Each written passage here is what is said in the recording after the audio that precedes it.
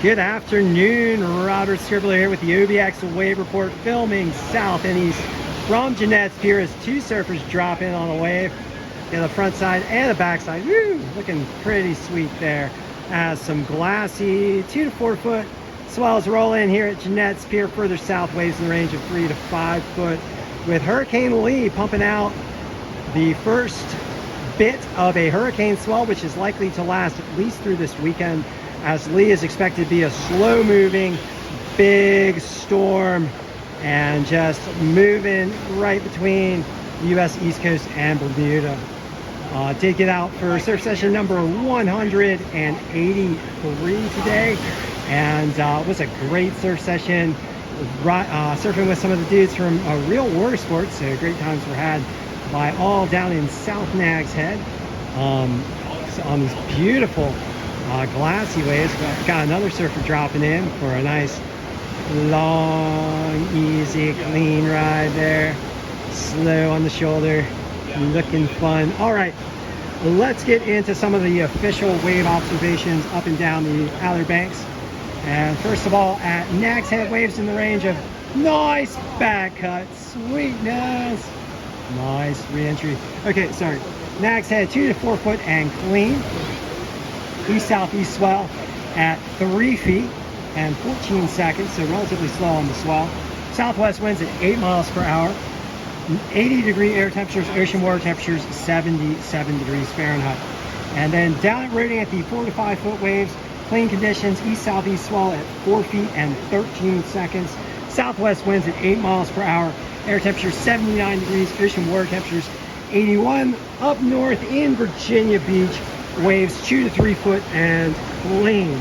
And then bouncing back south to Buxton, waves 4 to 5 foot plus. That plus sign is a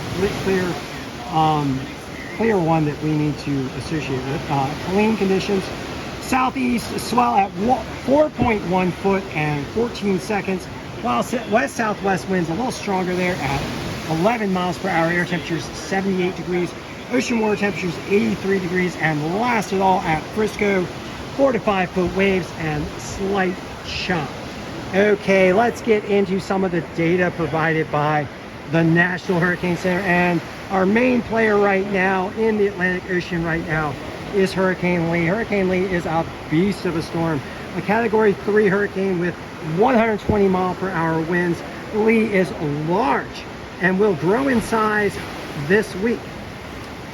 Right now, hurricane force winds extend out 65 miles from the center. So that's an approximate 120 mile radius of hurricane winds, and tropical storm force winds extend 160 miles out from the center, an approximate 300 mile radius of tropical storm force winds.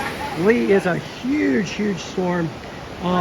It is north of Puerto Rico, moving toward the northwest slowly at 7 miles per hour, and the slow moving rate of Lee is one of the main features of this storm, which is expected to strengthen to 130 miles per hour according to the National Hurricane Center by Tuesday, and then slowly weekend due to encountering cooler water due to other hurricanes upwelling and the slow speed of Lee generating its own upwelling for cooler water.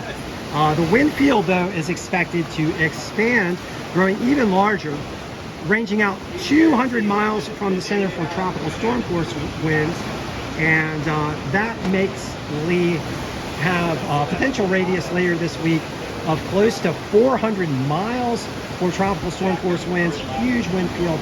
That means lots of waves.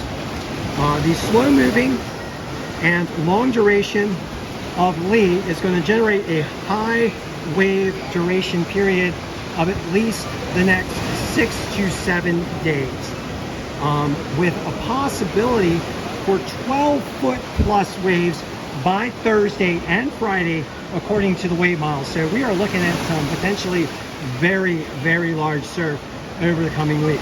And that is the roundup for Lee. Let's go on to Margot, which is in the central Atlantic as a tropical storm with 65 mile per hour winds and moving out to the north. This storm is just likely to be a mid-ocean storm.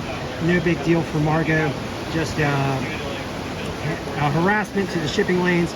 And then right now in the eastern tropical Atlantic, we have a tropical disturbance with a 10% chance of developing over the next 7 days. And then last of all, we have another tropical disturbance emerging off of Africa with a 60% chance of developing over the next week. So looks like Lee might well be followed by another tropical cyclone. Wow, boy, is the Atlantic going off. And why is the Atlantic going off? It's going off because the Atlantic Ocean is hot. It is super crazy hot, guys. And it's got a lot of storm fuel because ocean water heat is storm fuel.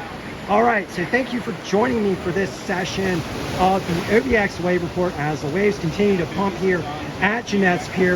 I hope you guys do get into the water, and as I tend to do at the end of my wave report, I'd like to ask you guys to please do everything to protect our coastlines from the impacts of climate change driven by fossil fuel burning. The main response for fossil fuel burning and the climate crisis is the mass deployment of clean energy being wind, water, solar, and electric vehicles, which are the mass deployable forms of clean energy at this time. Mass deploying clean energy will help protect our coastlines from the impacts of climate change, mainly being more intense storms driven by hotter oceans, rising sea levels driven by melting glaciers, ocean heat waves driven by just general overall heat and nastiness, and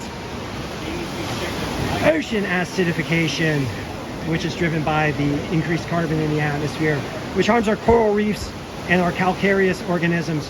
So let's not do that. Let's move away from that. Let's mass deploy that clean energy, folks. Thanks for joining me once again, and I hope you guys do get into water and enjoy some of these beautiful waves as we see the surfers doing so right now.